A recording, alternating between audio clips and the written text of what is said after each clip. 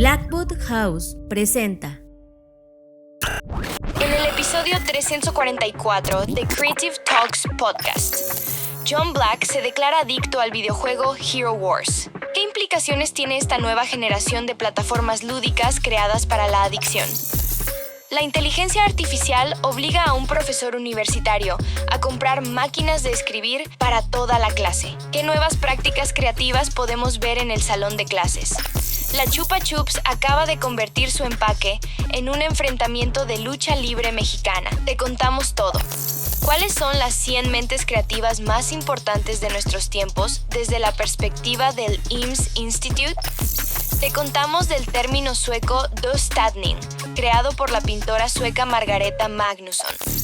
Y para nuestro club creativo, te traemos una sencilla rutina diaria de 9 puntos, que hará que te sientas 10 veces creativamente más productivo. Disfruta esta edición de Creative Talks Podcast. Creative Talks Podcast con Fernanda Rocha y John Black. Tengo que decir algo que me ha pasado en tan solo 3 semanas. Soy adicto a Hero Wars. Durante varios años me salían estos anuncios de microvideojuegos, por ejemplo en YouTube, y te salen, ya sabes, estos de donde disparan y tienes que ir desbloqueando cosas, o los que son como de tipo lógica, de quita esto y pasa aquello. Y así me pasaron durante varios años estos anuncios, y un día decidí hacer clic para saber de qué se trataba. Y llegué a un juego que se llama Hero Wars. No te obligan a bajar nada, no te registras en nada y de repente ya estás jugando y gratis.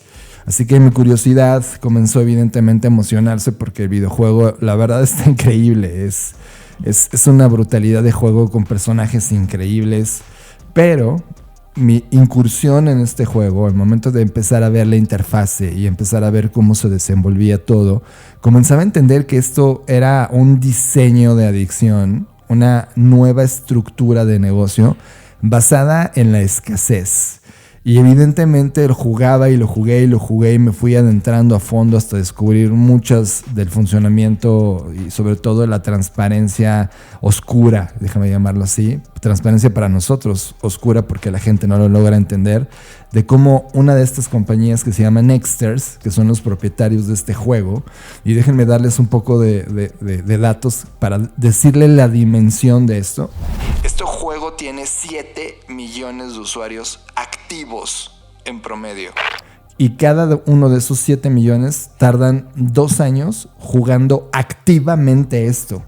Este juego lo lanzaron hace 10 años y en total ha sumado 200 millones de instalaciones del app a nivel mundial. 200 millones. Yo ni siquiera soy de esa estadística porque yo no instalé nada. Jugaba a través de mi navegador.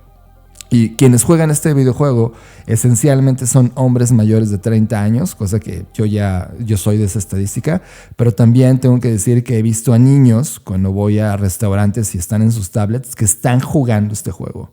Y ahora mismo están comenzando a lanzar cortometrajes animados con toda la propiedad intelectual que tienen en este juego, y están lanzando cómics con la aventura de los héroes. Para decirlo en términos prácticos, es como Candy Crush. Hero Wars es un juego diseñado para explotar a los jugadores a través de la frustración, y además tiene un nivel de experiencia de jugador bestial, increíble. Basado en microganancias, desata tu más alta dopamina en tu cerebro. Es genial. Y evidentemente me volví adicto porque lo que sucede es que mientras vas avanzando, tus héroes, tus jugadores, necesitan poderes. Y esos poderes al inicio son fáciles de conseguir con cada victoria, pero de repente se vuelve en un ciclo donde ya no puedes avanzar, y entonces comienza todo el tema de ¡ay, págame $10 o $1 y tienes este poder! Y así comienza. Y todo lo que hay alrededor, Fer, toda la estructura, el gremio al que te hacen estar para que socialmente te comprometas con otros seres humanos a seguir avanzando, hacen que esto se vuelva uno de los juegos más adictivos, si no es que el más adictivo que he jugado en la historia.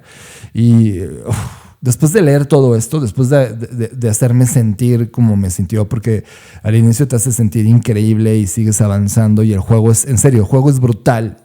Termina destrozándote en términos de que ya no puedes seguir avanzando si no les compras algo. Y decidí eliminar mi cuenta. Decidí hacerme a un lado y ahora mismo comenzar a estudiar qué está pasando con esta nueva generación de videojuegos, que ya no están hechos para solo retarte y contar una historia y seguir avanzando en el mundo, sino como un constante marketplace donde te están invadiendo todo el tiempo para que estés compre y compre y compre. Yo estuve leyendo, antes de grabar esto y decidir salirme, estuve leyendo a usuarios que son ya tremendamente adictos, que llevan muchísimos años jugándolo y que no se pueden salir por dos razones. Una, por el tiempo que le han dedicado, y vaya que le dedicas tiempo a este juego. Y dos, por la economía que le han dedicado, y entonces su jugador, su héroe, ya tiene muchos superpoderes, todavía no todos, pero ya no pueden dar un paso atrás.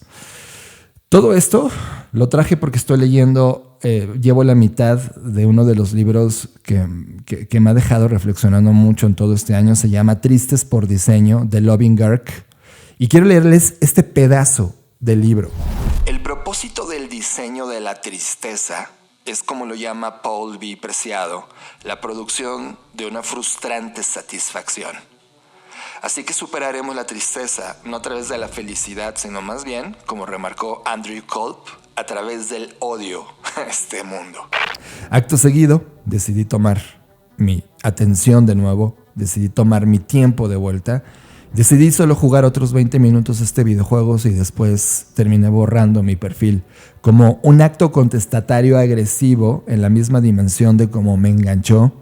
Y me preocupa mucho, Fer, porque este juego que está llegando a las manos de personas que terminan enganchándose y luego es difícil dejarlo, es justamente lo que dice Loving Garg sobre Tristes por Diseño. Este juego te hace sentir triste todo el tiempo, te da una dosis de satisfacción y luego otra vez triste, y está diseñado de esa manera para que te frustres y tienes esta frustrante satisfacción que va y viene, que va y viene. Es brutal, y más allá de verlo de manera inofensiva como es un juego que se anuncia en YouTube y redes sociales y está lindo porque la verdad es que no tiene nada de contenido que sea preocupante, pero toda la maquinaria económica detrás del videojuego es digno de analizar y de levantar una bandera amarilla. Si tú eres padre de familia y ves que tu hijo está jugando este juego, analiza la mecánica económica que hay detrás de esto, porque definitivamente está cayendo en un hoyo negro de adicción digital.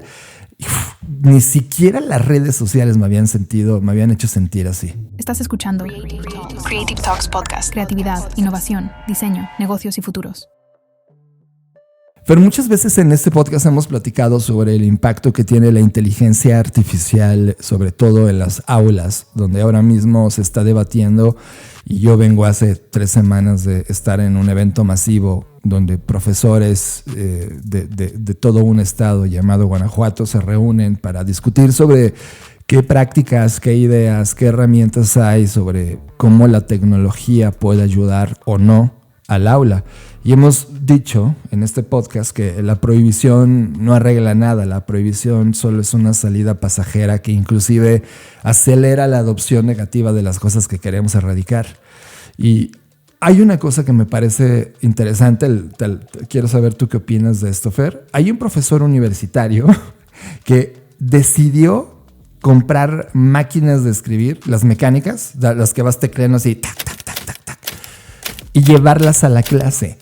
Por una razón, porque él piensa que ahora al tener inteligencia artificial y entonces solo preguntarle cosas a tu IA y dejar que la IA lo haga todo, lea por ti, piense por ti, redacte por ti, cuestione por ti, etcétera, lo que él estaba tratando de llevar es, ok, vale, háganlo fuera del salón de clases, pero aquí en el salón de clases lo que van a hacer es redactar cosas, redactar su pensamiento.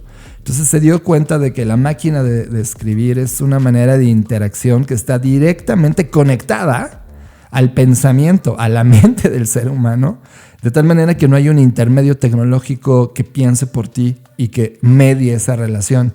Entonces lo que hace él es que le permite a sus alumnos escribir ensayos con los contenidos que va él abordando, Y esa es la manera en como la cual él está comenzando a decir, yo no voy a prohibir tecnología, siento que es un paso radical, pero también de manera radical voy a regresar a una herramienta que funcionaba antes y tómala, aquí está tu máquina de escribir tradicional.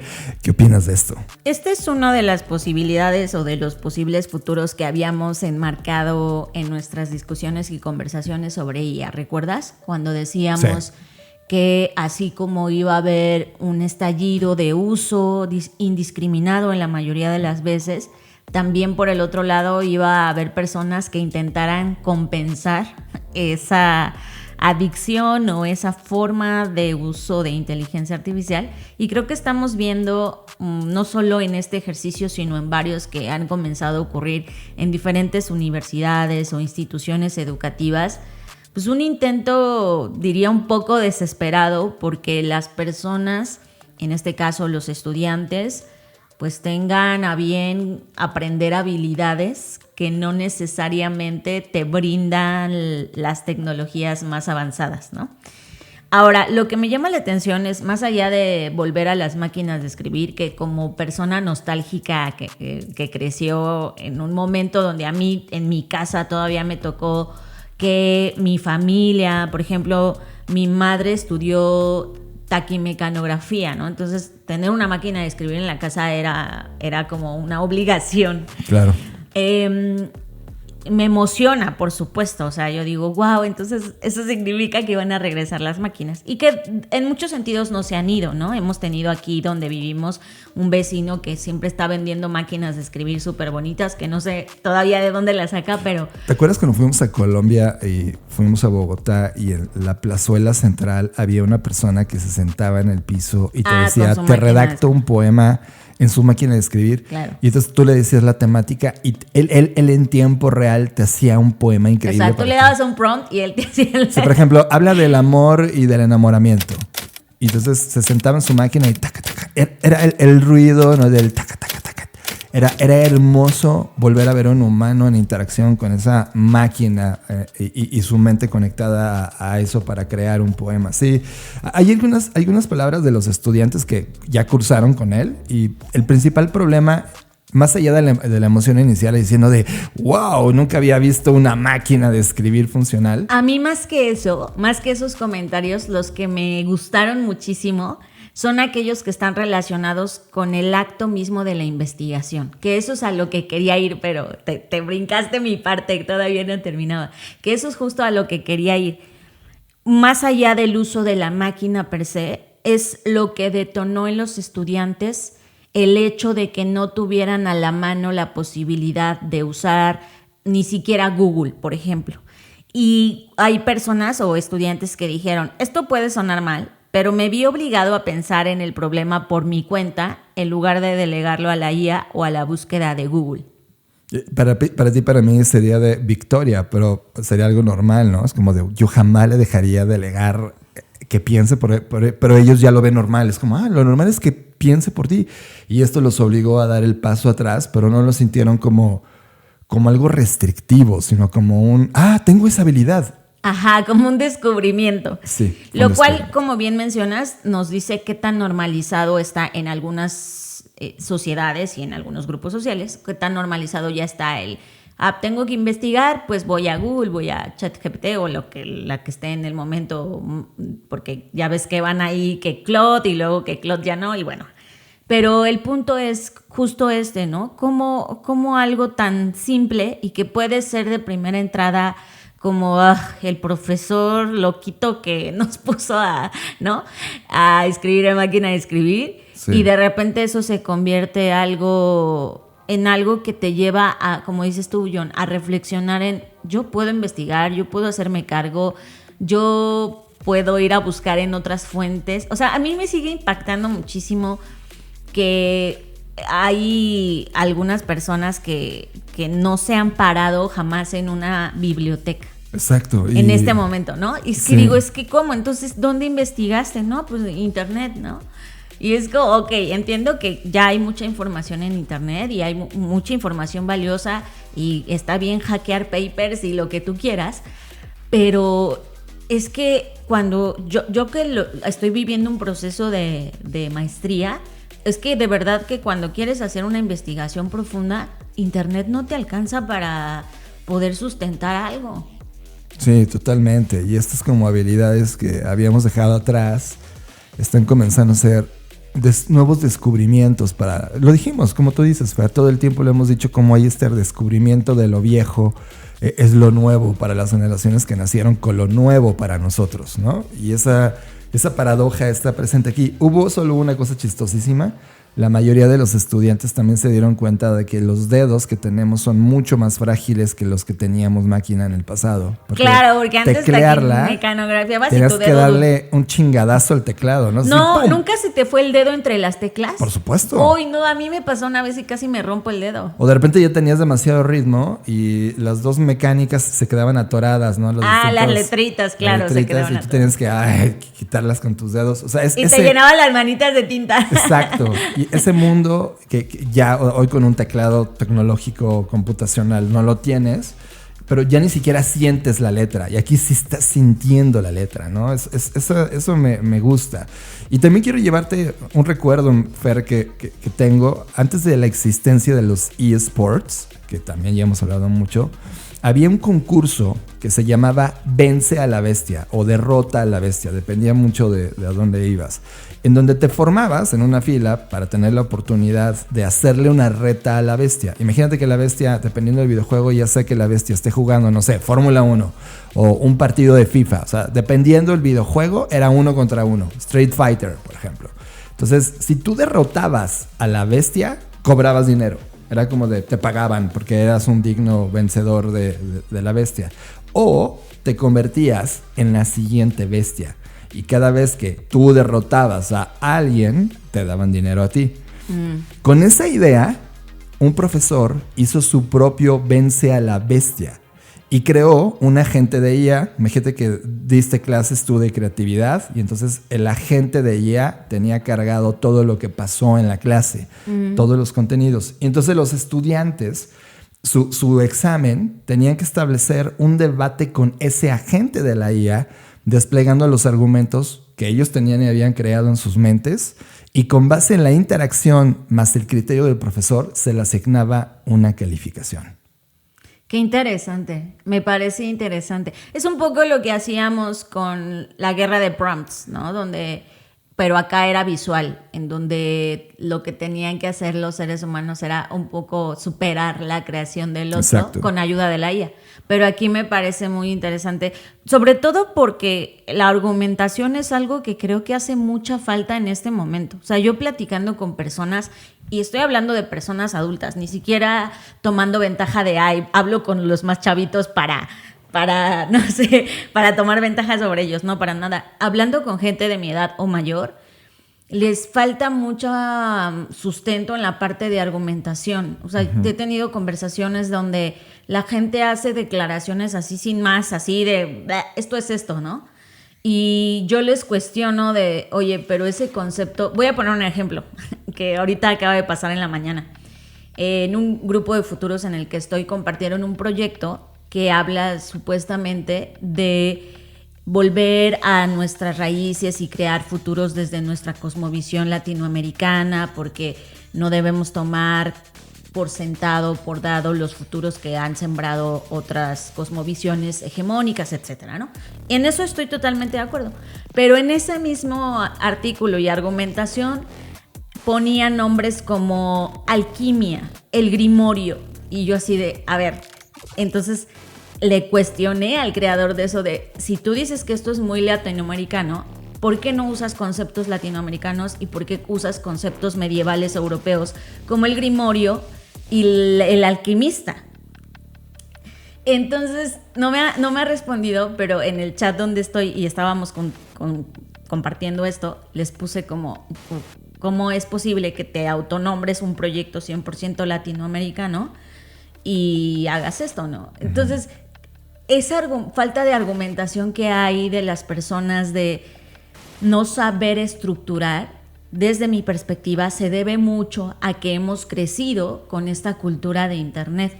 Y donde yo me he dado cuenta, yo misma, ahora sometiéndome a un proceso formal, digamos, de estudio, es que sí tenemos bastante atrofiada la memoria.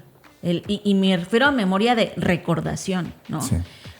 Y hay momentos en los que yo estoy investigando y digo, pero es que esto yo ya lo sabía de alguna forma u otra, pero como no practicamos, o sea, yo me he dado cuenta ahorita, porque gran parte de mis clases son seminarios, entonces es mucho discutir y argumentar y debatir y sostener con tus propios argumentos alguna idea o algo.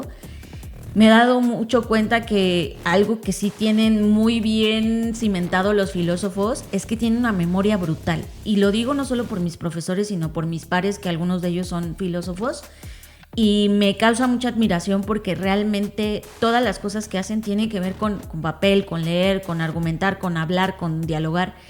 Y me he dado cuenta que las personas que venimos de dedicarnos más a internet, más a esto, como que hay una parte de nuestro cerebro que sí está atrofiada, que, ojo, me doy cuenta que sí se puede recuperar. O sea, es como un músculo que está ahí todo flácido y que no estamos ejercitando. Lo ejercitamos de otras maneras, es decir, tenemos otras habilidades que no estoy diciendo que no sean valiosas, pero esta habilidad de argumentar sí tiene que ver con una concentración, con una atención, con un saber leer, saber interpretar, tiene que ver con muchas cosas que desde mi perspectiva sí estamos perdiendo. Y eso hace, ya nada más para cerrar, eso hace que a la hora de argumentar en redes sociales, en vivo, en donde tú quieras, tengamos tan pocos argumentos que tengamos que recurrir a la violencia, ¿no? Al insulto del otro. Pero no es porque a lo mejor en el fondo realmente quieras insultar al otro, sino porque se te acaba la argumentación y entonces no te queda más que una salida violenta y ahí vienen los conflictos en todos lados. Por esa razón yo no participo en debates, porque yo no tengo, mi memoria no tiene acceso a su librería de recursos, de referencias. Yo necesito llevar por escrito o el libro físico como referencia o los libros que quiero debatir y usar porque no los recuerdo en mi memoria. Por esa razón no participo y por esa razón tampoco voy al mundo. O sea, no voy a fiestas, no voy a eso porque no logro, ni siquiera en una conversación normal, logro regresar datos de vuelta. Es impresionante. Lo cual, Fer, la manera como yo he lidiado por esa no habilidad que tengo, es tomar anotaciones increíbles, cosa que tú también ya hiciste. Y cuando empecé a ver me hizo recordar este trabajo de Vence a la Bestia, me acordé de mi maestra de biología, no recuerdo su nombre, voy a investigarlo, porque es gracias a ella que yo pude desarrollar y darme cuenta de mis habilidades de toma de apuntes, que también lo voy a poner en la mesa. Las personas no logran sintetizar cuál es la parte importante de un texto y menos de una conversación. No saben tomar apuntes. Está pasando la vida frente a ellos con notas increíbles, con ideas fascinantes y no se dan cuenta, no las capturan siquiera.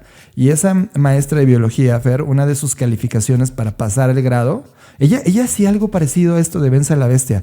Hablaba todo el texto, o sea, todo lo que había en el curso, ¿no? Y luego en las calificaciones finales nos sacaba a todos del salón, a todos. E iba pasándonos de uno en uno. Y cuando estabas con ella, y duraba 5 minutos la interacción con ella, 5 minutos, debatías con ella. Entonces, mi examen era debatir con ella. Entonces ella decía, oye, ¿y tú qué opinas sobre la reproducción de Y tú tenías que debatirle. Si fallabas, ella te daba un comodín. Tenías solo un comodín, como okay. Cambio de tema.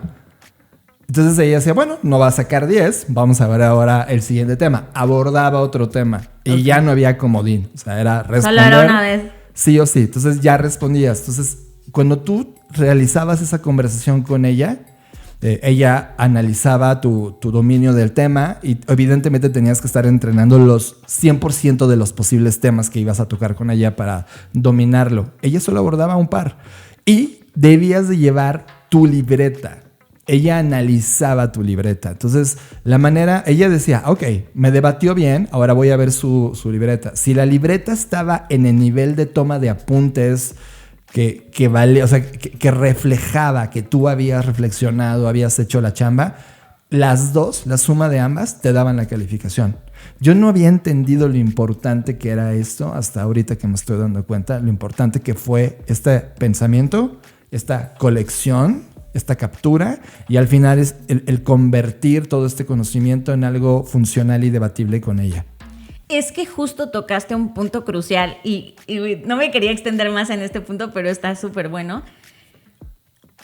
Trabajando todo esto, yo me pregunté como, a ver, ¿qué es lo que quiero de esto? O sea, me quiero aprender los autores, las fechas, la época, la publicación, solo por tenerlo en mi mente ahí almacenado, o qué onda conmigo, ¿no?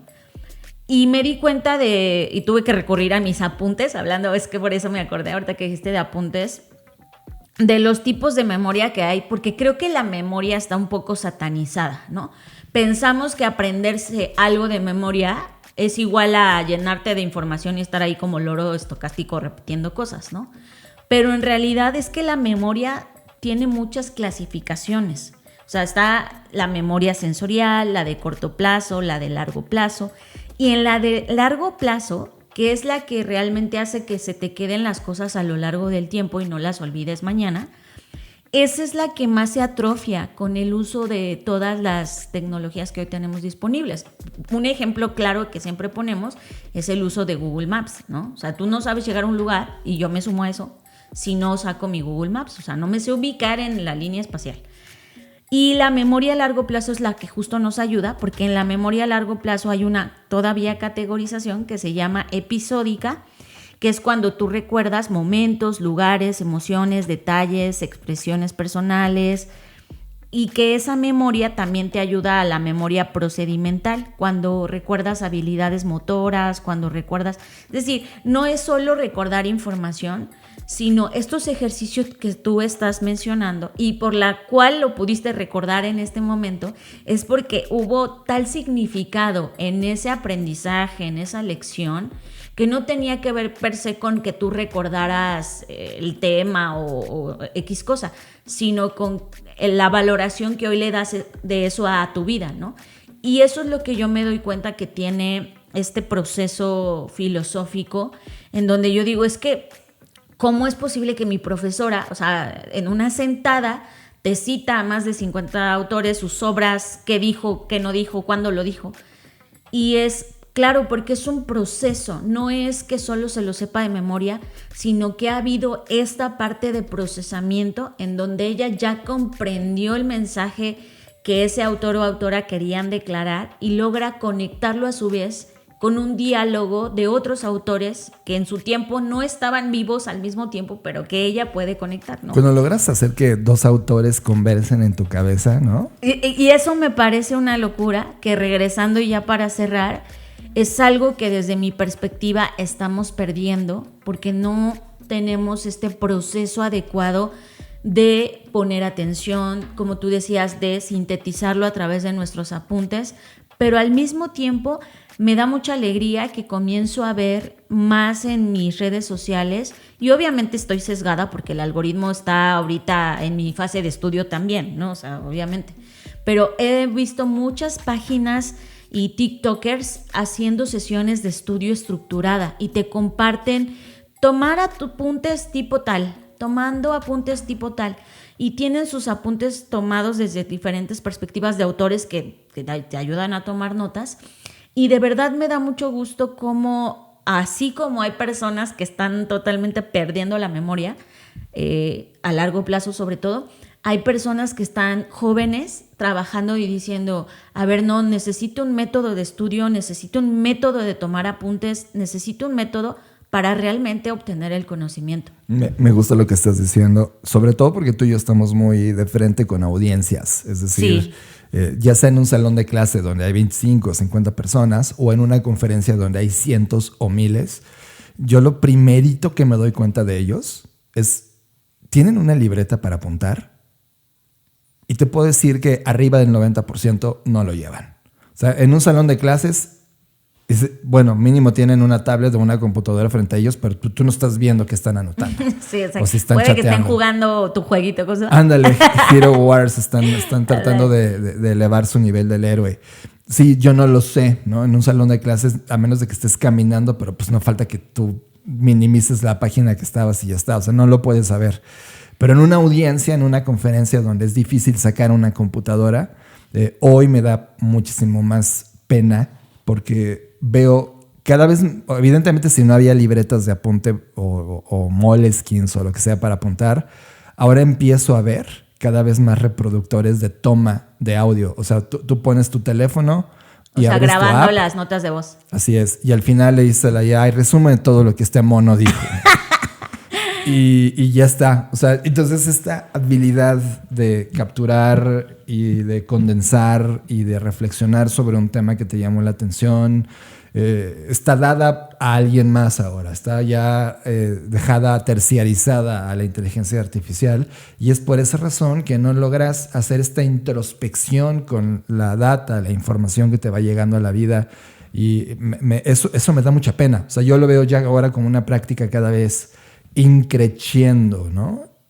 Y me encanta lo que dices porque de hecho, por ejemplo, tengo una clase en donde el profesor no nos deja tomar notas.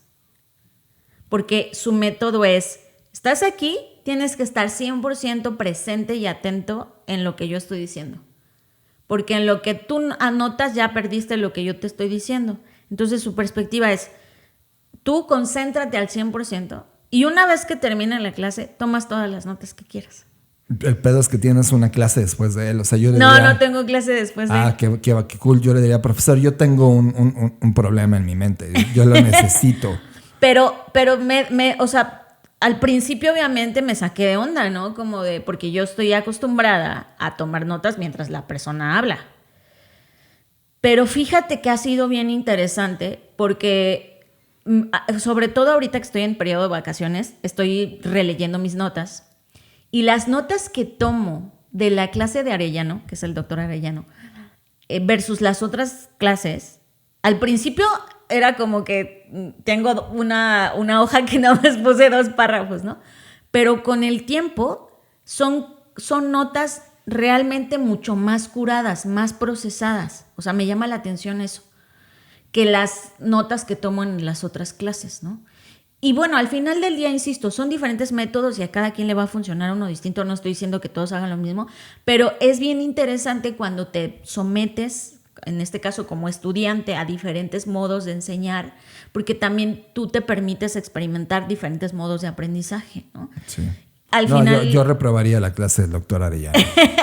pero es que justo también me gusta porque al final no te van a evaluar por las notas o lo que te aprendiste. O sea, al final la entrega, por ejemplo, en esa clase, y por eso me hace sentido, es un ensayo. ¿Y qué es un ensayo? Pues una opinión tuya sustentada a favor o en contra de algo, ¿no? Entonces, sí.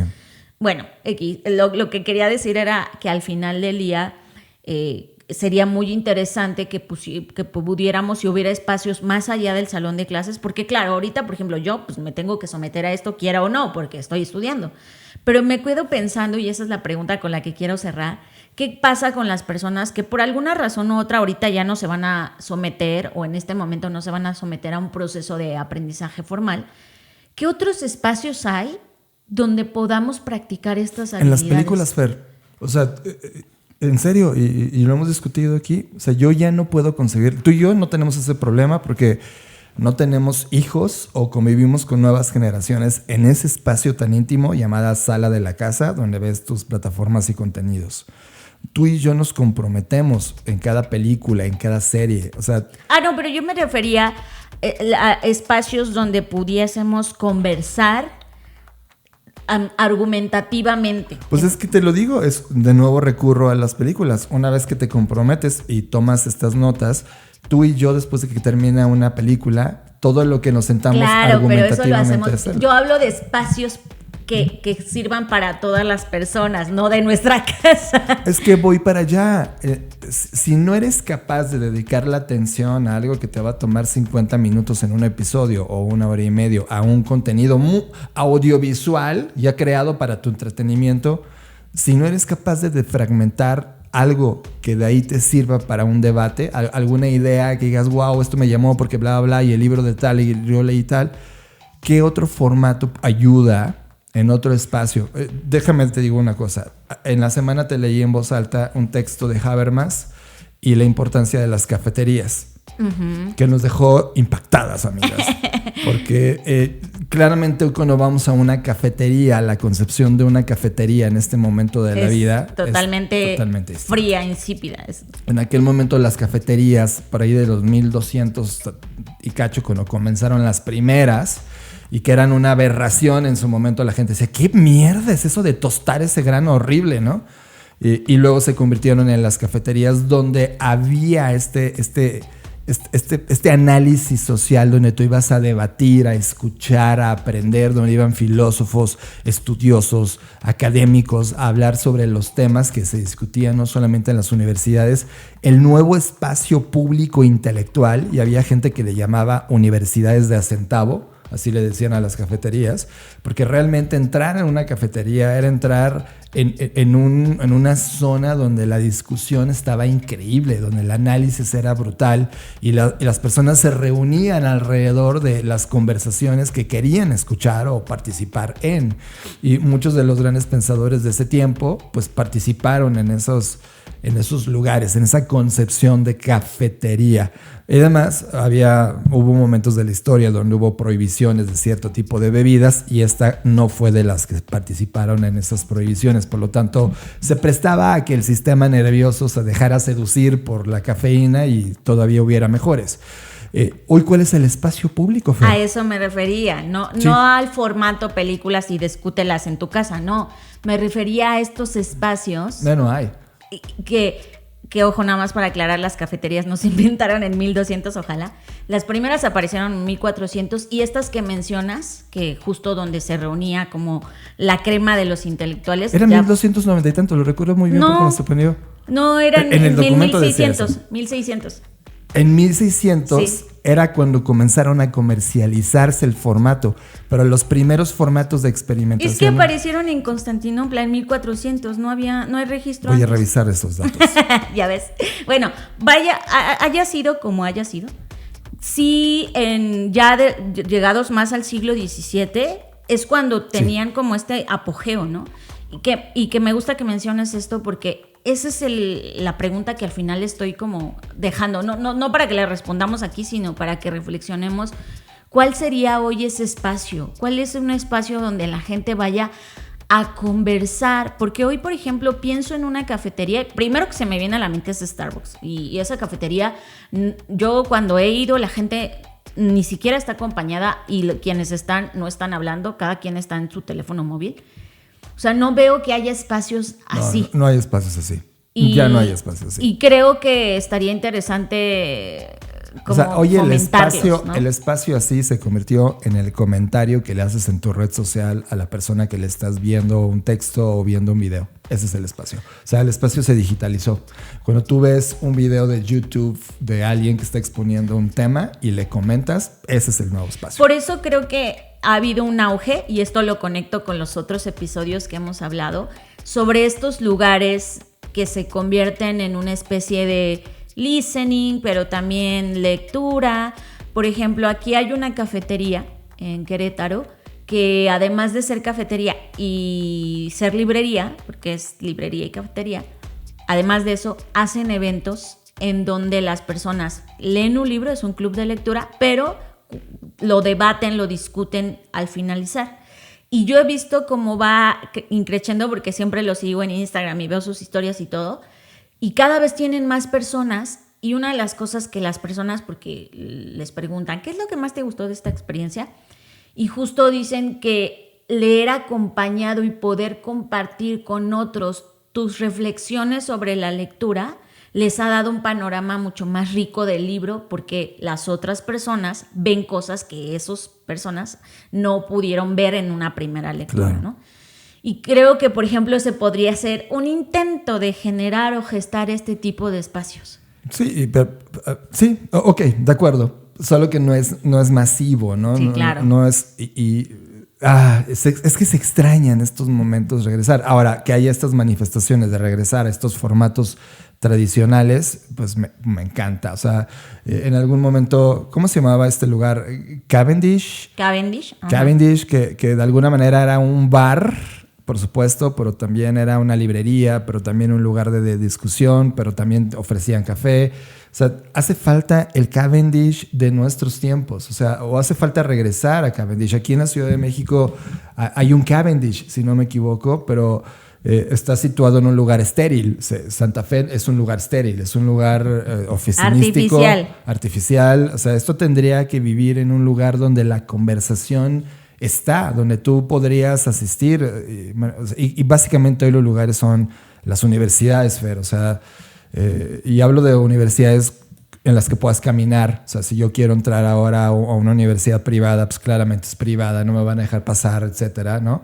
Y lo interesante de estos espacios es que lo puedas caminar. O sea, hoy vas a la Universidad Nacional Autónoma de México, la UNAM, y la puedes caminar. Entonces, ¿dónde están estas cafeterías? ¿Dónde están estos lugares, no? Si hay y sabes uno, háganoslo saber. Porque para nosotros no, y también si hay lugares así, pues hay que usarlos, ¿no? Yo creo que también estos lugares, como toda ley de oferta y demanda, no hay tantos porque no hay una demanda de ellos, ¿no? Sí. Pero yo insisto, desde mi perspectiva, como dices tú, aunque sea pequeño, aunque sea en versión poquitos, pero sí está comenzando a ver esta necesidad de conversar, de tertulia. ¿Sabes qué se me ocurre? O sea, hoy las conferencias que se Ay, no, yo ya estoy cansada. Y eso que soy conferencista. Escucha la idea. Hoy las conferencias que se dan en el formato que se están dando, punto. O sea, es difícil cambiarlo y aunque tú lo haces, ni siquiera la producción está lista para cambiar formato. Ya con eso te digo todo. O sea, tan solo la forma en como tú y yo damos conferencias complica la producción y pareciera que estuviéramos hablando un lenguaje de otro planeta. Entonces, sí es muy difícil cambiarlo. Pero imagínate, y lo pongo como una idea para el FBS que ya se comienza a acercar, ¿no? Dar claramente el ciclo de conferencia, pero al otro día, en lugar de que sea conferencia, es el análisis de lo que pasó en la conferencia. Entonces ahí desatas la conversación sobre los puntos importantes de toda la jornada. Como antes me acuerdo que había libros que se imprimían después de que se daba una conferencia, donde se analizaba todos los puntos que se habían dado en la conferencia. Pero era más una especie de souvenir. Pues honestamente, o sea, me refiero a que no capturaba realmente la esencia de la discusión. No, Fer, hay libros que son tremendamente profundos. Entonces. Es que yo soy más antiguo que tú. Y yo estuve en la UNAM, entonces era mucho más cercano tener acceso al acervo de la conferencia del doctor tal. Claro, ya sé, pero ese era más un trabajo académico. Sí, era analizado. No salían al otro día, salían a los meses. Ya te entendí. Yo pensé que de los que salían había unas charlas que ibas y cuando te ibas imprimían como un pequeño fanzine o no sé. Esos no, los libros. Claro, ya. O sea que de alguna manera tú, porque no había YouTube, o sea, no podrías ver una TED Talk, pero recurrías al libro de qué dijo este hombre. Eran trabajos académicos. Brutales. Sí, por supuesto. Y el encargado de hacer la conferencia era el encargado en recopilar. Era el editor. Sí, de esa edición. Pues, digamos, con ese ánimo y no hacerlo tan académico, porque entonces nadie iría, ¿no? Llevarlo. En serio, pues es una broma también decirlo de esta forma, pero es real. No, es real, me queda claro. O sea, después de una conferencia, la conversación sobre lo que esa conferencia nos dejó, real. Ya sin el autor, órale, dilo sin pena y analizado por distintos frentes. Porque a veces las personas como que he visto que cuando está el conferencista como que no dicen nada porque a lo mejor tienen pena o tienen miedo como de contradecir lo que él ha expuesto, ¿no? Sí. Esa es una buena idea, hay que darle vueltas, hay que ver qué podemos hacer. Pero sí, yo ya estoy cansada del formato de consumo pasivo de estar ahí sentado. Y peor de los paneles. No, los paneles me parecen una pantomima tremenda. Pero bueno, después hablaremos. Un acto de relaciones públicas. Horrible. Estás procesando Creative Talks Podcast con Fernanda Rocha y John Black. Un poco saliéndome del tema principal, que se convirtió en el tema principal, era un bloque de 10 minutos y terminó de 30. Quiero traer el arte de una persona que se llama Eugenio Marungiu. Ese es su nombre real, pero su nombre artístico es Katsuko Koiso. está increíble. Katsukoko Iso, todo junto. Y con puras K. Es Katsukoko Iso. Y lo que hace es un fotógrafo que ahora ha empezado a jugar evidentemente con todos los flujos de trabajo creativo con inteligencia artificial. Y lo que hace es una investigación poética con una crítica tecnológica bastante fuerte, con un poco de distopía, con mucho de ficción evidentemente, y lo que está utilizando para lograr estas imágenes y esto que está proponiendo este artista es utilizar Sora, Runway, Kling, para poder crear estas imágenes. Le ha dado vuelta alrededor del mundo, ha estado en Berlín, Milán, Los Ángeles, Tokio. A mí por primera vez me tocó verlo en esta semana en mi timeline y dije, wow, con lo que acaba de publicar en su Instagram. Y empecé a estudiarlo un poco sobre de dónde viene, qué está haciendo. Y lo que está haciendo es poner esta sinergia entre la creatividad humana y los algoritmos que van impulsando sus visiones. Claro, con el conocimiento fotográfico que tiene, pero ahora experimentando con IA. Y creo, Fer, que es uno de esos artistas que me están llamando muchísimo la atención ahora mismo. Le repito el nombre, Katsukoko Iso. Katsukoko Iso. Es un nombre chistoso, pero tiene ahora mismo 16 años de experiencia. Su laboratorio ha sido esta investigación poética tecnológica, viendo cómo la metamorfosis del movimiento explora líneas entre lo humano y lo maquinal. Y sí, hay imágenes que me parecen fantásticas y una crítica interesante a la época que estamos viviendo. Híjole, se me antoja muchísimo que pudiésemos dedicar todo un episodio al tema de las imágenes, porque me parece un tema que ya hemos tocado en otras mesas, en otras conversaciones con otras personas, sobre la cultura visual o la falta de cultura visual en un mundo saturado de lo visual. Pero bueno, sí, ya lo hablaremos en el siguiente episodio. Nosotros en el FBS, para los que han ido, durante los intermedios, curamos este tipo de cosas. Entonces, las personas que se quedan en la sala entre una conferencia y otra están viendo distintos cortometrajes o materiales que vamos colectando de todo tipo de artistas que justamente traen esto. Hay cosas muy brutales, pero sí, tienes toda la razón, Fer. Habría que sentarnos a explorar la estética conceptual de dónde están las imágenes de futuro en este instante de parte de los artistas que lo están explorando. O las imágenes en general, no necesariamente las de futuro. Yo creo que las imágenes de hoy dicen mucho sobre nuestro presente también. Entonces, me encantaría hacer un episodio exclusivo de la importancia de la imagen en el mundo contemporáneo. Va a ganarle evidentemente la conversación memética, porque creo que es por excelencia el formato donde mayor difusión y exploración de imágenes y producción de imágenes tenemos el día de hoy. Habría como que dividir esta masificación en un gran long tail, ¿no? Entre lo masivo, claro, exacto, hacia lo nicho, pero que la suma de todo eso está dejándonos una estética muy puntual. Estás conectado a Creative Talks Podcast con Fernanda Rocha y John Black. Creative Talks Podcast. Fer, tú y yo somos súper fans, pero muy esporádicos, y esporádicos porque no podemos estar comiendo esto todo el tiempo, de las Chupa Chups.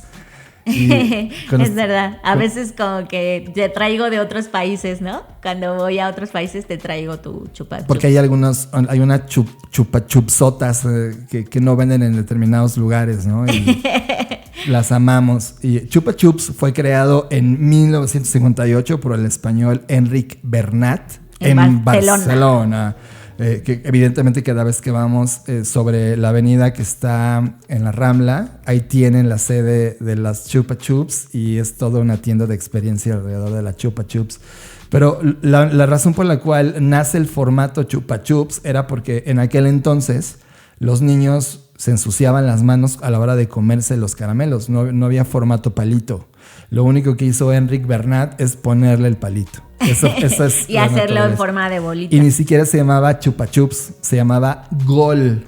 Así se llamaba el caramelo, Gol. Porque era un caramelo redondo que simulaba un balón de fútbol y la boca era la portería. Qué loco. Estuvo increíble. Fue en los años 60 que cuando lanzó una campaña de marketing y una canción que decía Chupa Chupa, el Chupa Chups, es que evolucionó a marca Chupa Chups. Y ya en 1969, todo el mundo lo sabe, claro, la envoltura el artista Salvador Dalí diseñó el logo que envuelve este logo de Margarita, la envoltura del Chupa Chups. Pero ahí viene el asunto, Fer. Los que hemos comido una Chupa Chups, sabes que es totalmente difícil quitarle el maldito celofán o la envoltura al Chupa Chups. Y Chupa Chups lo sabe. Entonces se hizo ahora mismo una campaña para tema número 1, saber que desenvolver tu Chupa Chups es una gran batalla, es una pelea que tienes con el caramelo. Y lo que lanzaron fue una serie de envoltorios de edición especial con máscaras de la lucha libre mexicana. ¡No! Hechas, ojo, por un artesano que se dedica al diseño de máscaras de lucha libre. Arturo Bucio, ¿no? Así es. Y es toda una familia de diseñadores de máscaras. Han hecho las máscaras de Rey Misterio, por ejemplo, o 1000 máscaras, Místico. En fin, son cientos y cientos de luchadores importantes. Toda su familia se ha dedicado a lo mismo.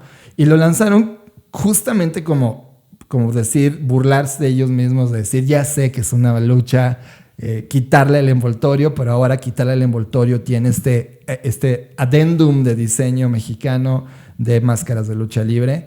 Y ahora el envoltorio evidentemente se ha vuelto en un tema coleccionable y me emociona mucho que ahora en todas partes del mundo se esté ahora mismo una máscara de nuestra lucha libre mexicana formando parte del legendario pasar de la Chupa Chups. Estás procesando Creative Talks Podcast con Fernanda Rocha y John Black. John, ya hemos hablado aquí del Instituto Ames o IMSS, como usted lo pronuncie mejor, que es el instituto dedicado a todo el trabajo que hizo este gran diseñador y que además tiene, a partir de diferentes líneas de trabajo, pues unas cosas que a mí me fascinan. Constantemente voy a la página de imsinstitute.org para ver qué está pasando. Y hace unos días me encontré con que este año celebraron el segundo año de su listado de 100 personas curiosas o 100 curiosos, el cual celebra a 100 líderes y mentes creativas de todo Estados Unidos, evidentemente pues porque ahí está todo este instituto, que desde su perspectiva aprovechan el poder transformador de la curiosidad para abordar o intentar resolver los problemas más apremiantes de la actualidad. Y entonces yo dije, a ver, vamos a echar un vistazo quiénes son estas personas que están ahí siendo los curiosos. Ya los estoy viendo. Y la verdad es que como ahorita estoy haciendo una búsqueda más enfocada desde el punto de vista femenino, dije, quiero ver si el listado cometió el error que cometen todos los listados donde ves 100 algo y los 100 casi son hombres, pero me alegré primero muchísimo de ver que es una lista bastante equitativa y no es de cuota de, pues pusieron a mujeres porque había que ponerlas, sino que realmente son mujeres que ya hemos hablado también en este podcast, como Tiffany Jevru, claro, y otras investigadoras, pero que me di cuenta que ya después, como haciendo el conteo, incluso me atrevería a decir que las mujeres son 60%, o sea, del 100%, el 60% de este listado. Y me encontré con Giorgia Lupi, que es esta diseñadora, también está Scott Belsky, pero hablando de otras diseñadoras que no tenía el placer de conocer, me encontré, por ejemplo, con Jade Begay.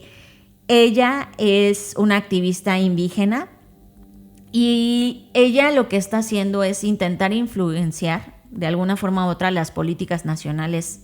Evidentemente, insisto, esto es en Estados Unidos, a través de su trabajo con organizaciones y tribus lideradas por indígenas desde la Amazonia hasta el Ártico. Y esto ha ayudado a impulsar soluciones lideradas por indígenas y sobre todo enfocadas en la autodeterminación mediante campañas de defensa, investigación, narración de historia y estrategias narrativas. Y entonces vi que tenía un podcast, vi que tiene un sitio web, y ahí es donde dije, claro, o sea, nos la pasamos pensando en las malas noticias, en lo mal que está el mundo, en las cosas malas que están pasando, que evidentemente no podemos cerrar los ojos y hacernos de la vista gorda, Pero también hay personas, John, que de alguna forma u otra con sus proyectos están intentando darle una respuesta o una salida a todas estas complicaciones que estamos viviendo. Y de verdad me alegró este listado. No he terminado de recorrer a las 100 personas porque evidentemente no es algo que yo lo haga simplemente por visitar la página y decir ya está, sino me estoy metiendo o estoy intentando darme el tiempo de darle clic a cada enlace, a ver qué está haciendo cada uno de estos. Y la verdad es que todos me gustan mucho y son muy fascinantes porque desde el punto de vista artístico, ya sea desde el punto de vista de investigación o de rigor o de incluso a nivel ciencia, son personas que primero algunos de ellos, insisto, no conocía y me alegró conocer sus proyectos y que también reflejan otra cosa que hemos mencionado acá, en donde cuando hablamos de blanquitud no nos referimos a hablar de personas blancas simplemente por su color de piel. O sea, cuando hablamos de blanquitud nos referimos a todo un esquema o código de creencias, de comportamientos, que también aquí me gusta porque de alguna forma u otra se rompe, ¿no? Son personas que están en Estados Unidos y que tienen cierta influencia en el mundo, pero que esa influencia la están intentando utilizar para encauzarla en cosas, situaciones, proyectos que realmente ayuden a la sociedad. ¿Sabes qué, Fer? Me emociona. Estoy viendo el proyecto y yo mismo me digo, ¿dónde estuve? Porque este es el segundo año que lo hacen. Quiere decir que yo me perdí. El primero, pero también está el listado. Tú puedes visitar el del 2025. Está brutal. Ahora, más allá de que sea solamente Estados Unidos, lo entiendo. O sea, lo mega entiendo. Pero me gusta cómo está dividido por builders, caretakers, connectors, creators, curators, explorers, makers, protectors, reformers and storytellers. O sea, sí. Y van de cada una de estas secciones poniendo cada una de las personas que participan. Me parece tan genial. O sea, yo ahorita mismo ya lo guardé en mis favoritos para explorar a cada uno. Me parece que es una curación increíble. O sea, simplemente ver de llegada a David Kelley ahí, para mí, es como, ok, tiene mi atención. Es uno de los diseñadores, profesores y escritores en términos de diseño y creatividad más potentes que he leído y aparece en este listado, pero como tú dices, el equilibrio entre hombres y mujeres también me parece fantástico. Ver a Mike Penn como diseñador creativo también es como, claro, yo sigo al menos al 10% de los que están aquí, los conozco, las conozco. Los demás no. Entonces se me abre la cabeza así de quiero conocerlos a todos. Y ojo, hay una provocación que yo contactaría ahora mismo al IMSS Institute para decirle, oye, está increíble tu 100, hagamos en el IMSS Institute el 100 de América Latina y de repente ofrecerle una curación latinoamericana de dónde están nuestros curiosos, curiosas, porque lo que hace este listado, y me encanta, es preservar el patrimonio de curiosidad que los hermanos IMSS tuvieron. O sea, ese es el punto que reúne este listado, esta curiosidad insaciable e interdisciplinaria que tienen cada una de estas personas para poder estar en este listado. Me parece mega potente el proyecto, Fer. Y bueno, solo para mencionar como el tipo de proyectos, ahora que dijiste del 2025, porque también me puse a husmear, pues porque soy un curioso y dije, ¿quiénes más han estado? Por ejemplo, encontré a Ritesh Gupta, que eso también me gusta mucho, que el listado contempla personas, obviamente, insisto, de Estados Unidos, pero que tienen ascendencias diferentes. Y está Ritesh Gupta, y él tiene un proyecto que se llama el Useful School. Y su pregunta de esto es How can I be useful? Claro. Me encanta. Y así muchos proyectos de gente muy creativa, de gente haciendo cosas bien interesantes. Y me parece padre, John. Vamos a intentar contactar al instituto para ver si se animan. ¿Te imaginas que diga, vamos a, además del listado que mostramos, abrirlo a América Latina y que los 100 creativos, curiosos, insaciables que vamos conociendo en el camino y que vienen haciendo proyectos interesantes puedan ser parte de este Curious 100, que me parece un ejercicio brutal? Y en verdad yo también ver, por ejemplo, como tú mencionaste a Timnit Gebru. O sea, Timnit Gebru es una mujer incomodísima, en muchas esferas por la manera en cómo ha sostenido su investigación sobre cómo funcionan estos círculos de poder tecnológico. Y este listado tiene el valor de incluirlo. O sea, me habla de esta apertura que tiene hacia la curiosidad genuina. E inclusive ponen el mensaje de Timnit Gebru que dice: la curiosidad significa seguir a cada conejo hacia su agujero. Su madriguera. Hacia su madriguera. Y concluir, no importando lo bizarro que sea esa madriguera o el nicho que parece ser, ¿no? Me gusta, porque de eso va la curiosidad. Y Timnit, claro que lo ha hecho a través de su investigación. Además, ella es ingeniera científica. Wow, me gusta cada una de las personas. Esto es mucho más importante que el 100 Forbes, ¿sabes? Estos son los humanos, las mujeres, los hombres, los seres que están moviendo la aguja de las cosas que verdaderamente importan en la humanidad.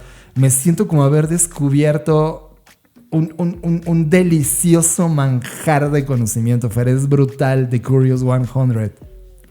Pues por eso es que lo traje. Sabía que iba a llamar su atención y yo les invitaría a que se den el tiempo y, como dices tú, John, el deleite de ir visitando cada perfil. No es algo que creo que se tenga que consumir así como rápido y fácil, sino de poco en poco. O sea, yo insisto, yo he explorado algunos de estos proyectos y también creo que para las personas que están buscando inspiración, ¿no? Porque muchas veces nos preguntan, ¿y ustedes en quiénes se inspiran? ¿O a quiénes siguen? ¿Qué libros leen? Esa es una pregunta que nos hacen mucho, o sea, como, sí, ¿a quiénes leen? ¿Qué libros leen?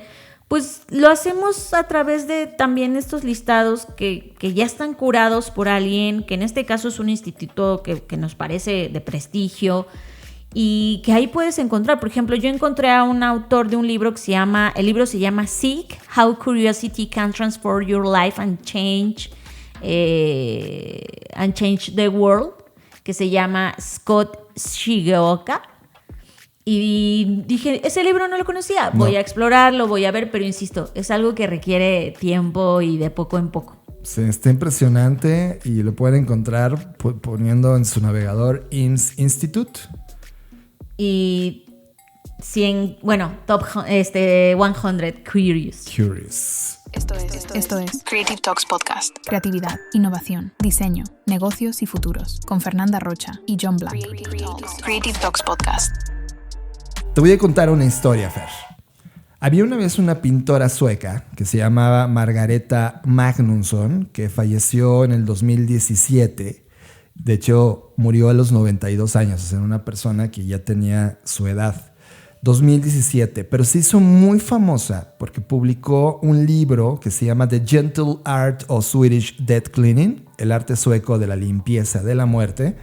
Y lo que hizo esta escritora, que además pintaba, es que hay una actividad que hacemos los ancianos cuando vamos a morir, ¿no? Todo el mundo lo hace, más bien el libro lo plantea, que es dejar las cosas en orden y hacer esta limpieza previa a la muerte. Entonces, lo que ella propone en su libro es tomarte el tiempo para abrir el ropero, para abrir el baúl de los recuerdos y comenzar a hacer esta limpieza para poner en orden. Es una manera de revivir las cosas que son importantes y desechar las que no, y también dejar en orden de cara a las personas que se van a quedar después de ti. Ella lo aborda con un ingenio y un concepto humorístico. Su libro es bastante acogedor, no es un libro de muerte y decadencia, sino de celebración de la vida y de inclusive darse cuenta que hay cosas tan absurdas que te van acompañando por el resto de tus días, que estas cosas que vas limpiando antes de tu muerte de repente emergen y no hacen más que decir, güey, ¿cómo pensaba esto? ¿Cómo colecciona esto? A tal punto que en Suecia tuvieron que crear una palabra, o sea, el libro lo propone, que se llama dödsstanding. Esa es la palabra que en sueco significa limpieza de la muerte. Y no desde el punto de vista negativo, sino, como les dije, es un punto de vista que le rinde tributo a tu pasar por la tierra y evidentemente eliminar estas cosas que no funcionan. Hoy que estamos en una sociedad de consumo, en donde la acumulación, Fer, se vuelve la parte del día a día de vas comprando, vas poseyendo y cada vez se trata económicamente de almacenar la mayor cantidad de posesiones y muchas de estas absurdas, pues ahora el libro comienza a utilizarse mucho como lo que platicamos desde el inicio del podcast, de estas actividades que comienzan a tener sentido y que eran viejas, ¿no? Y que regresando al día de hoy.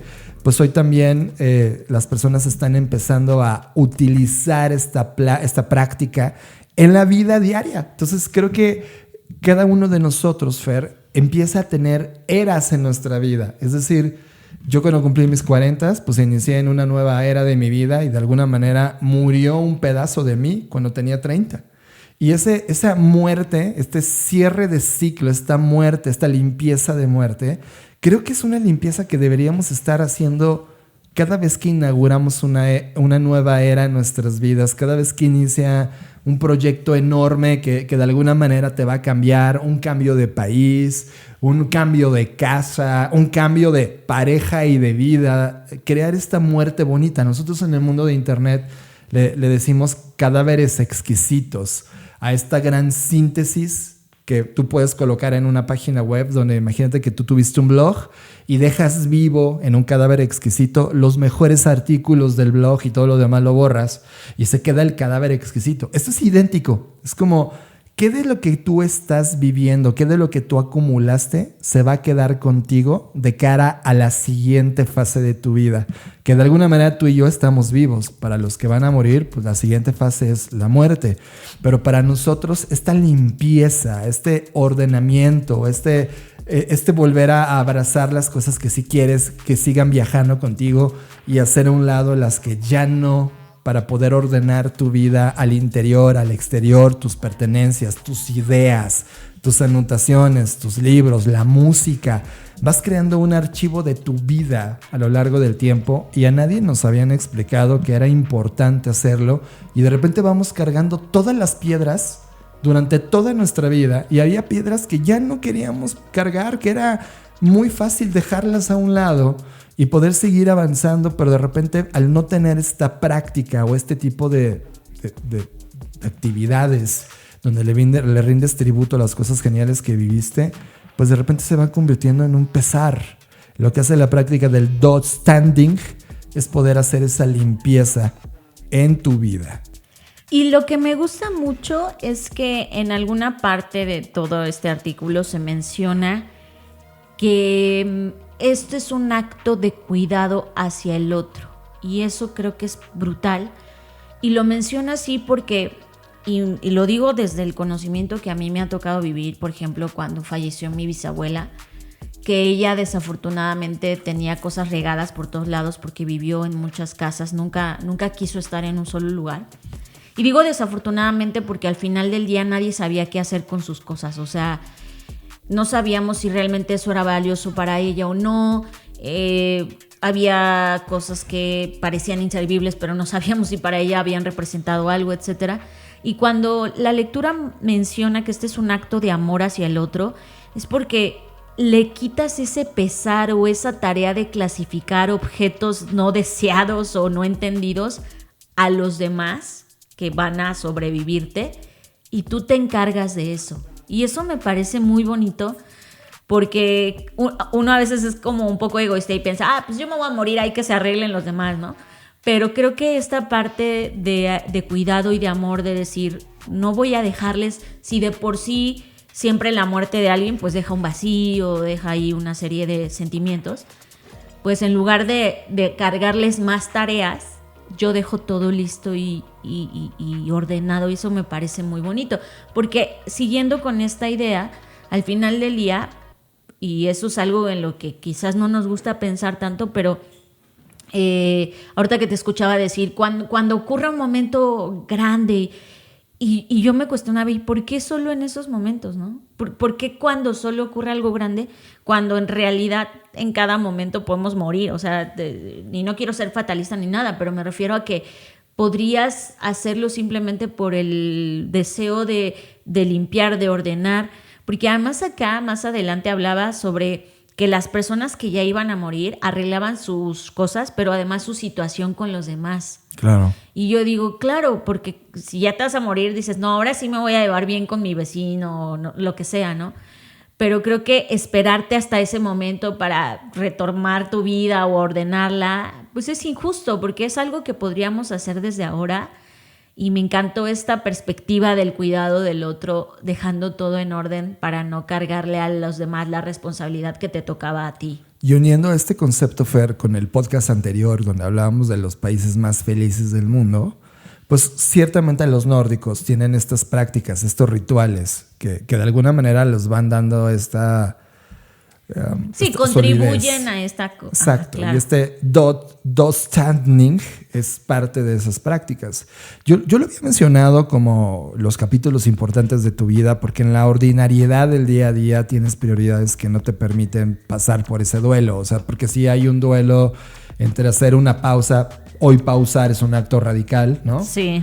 Entonces sí requiere pausa, requiere cuidado, requiere plenitud de pensamiento, plenitud de emociones, porque estás frente a un punto de tu vida donde tienes que hacer una limpieza y todas estas emociones almacenadas comienzan a emerger. Y es un choque emocional tan alto que no pudiera hacerse con el ritmo de la ordinariedad, aunque debería, ¿no? O sea, es un trabajo inclusive que los psicólogos de alguna manera en las terapias te ayudan a ordenar estas cosas. Esto es un acto que lo había puesto como es mucho más fácil en un cambio de ciclo, cuando termina algo o inicia algo nuevo, como para ordenar. Y honestamente en mi vida yo no he hecho el dotstanding.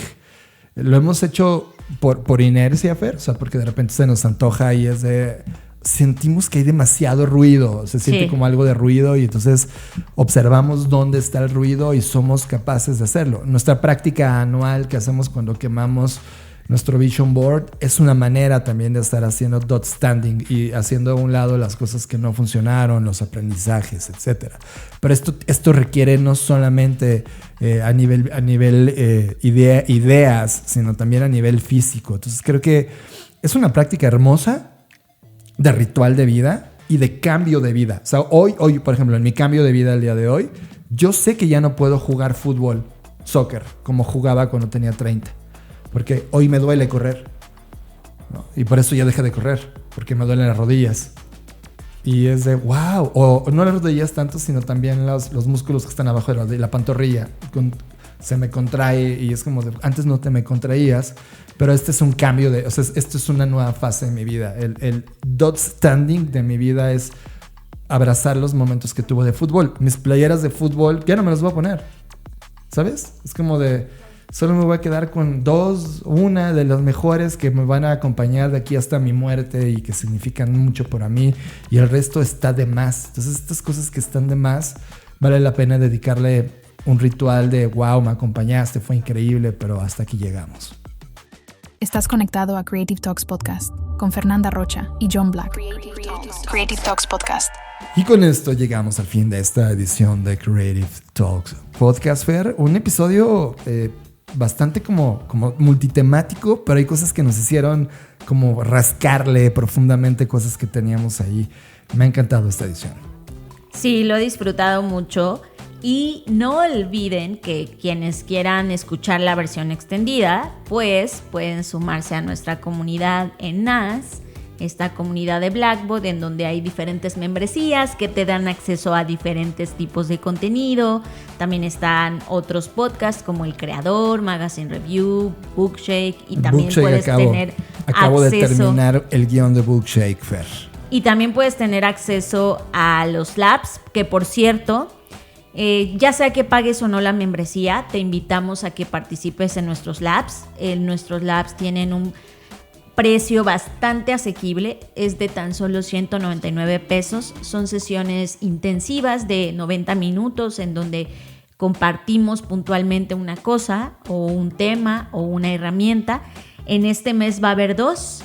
El primero tiene que ver con Design Thinking, donde vamos a enseñar una herramienta que no es el doble diamante, sino la idea es proponer otras herramientas que ajustan más a una cosmovisión o una visión latinoamericana. Y el siguiente lab, que también es este mes, va a tratarse de hacer una cosa puntual con inteligencia artificial, que es el tema de cómo hablar con la IA, o que comúnmente a esto se le conoce como prompting, pero lo vamos a ver desde otra perspectiva, desde el idioma español, cómo estructuramos el lenguaje para poder comunicarnos mejor con la inteligencia artificial. Así que quien quiera aprender esto, pues puede acceder. Además, no olviden que si tú formas parte de la membresía que cuesta eso, 199 pesos, ya están incluidos un laboratorio al mes. O sea, se paga solita la membresía. Invitados, invitadas todos a este club de creatividad. Un club de creatividad, me gusta. Y que en algún momento, como lo hemos conversado ahorita en este podcast, tendría Fer que estar manifestándose también de manera tradicional. Ya buscaremos la manera de estar haciendo cosas más allá de lo digital. También creo que tengo unas ganas de rebelarme contra lo digital bastante intensa. Pues ya está. Gracias por habernos acompañado y nos vemos en el futuro. Gracias por escuchar Creative Talks Podcast, el podcast que habla de creatividad, innovación, diseño, negocios y futuros, con Fernanda Rocha y John Black, fundadores de Blackbot, la compañía que diseña el futuro. Creative Talks Podcast, un podcast presentado por Blackbot y disponible en su versión extendida en exclusiva para Patreon. Creative Talks Podcast. Nos vemos en el futuro. Blackbot House presentó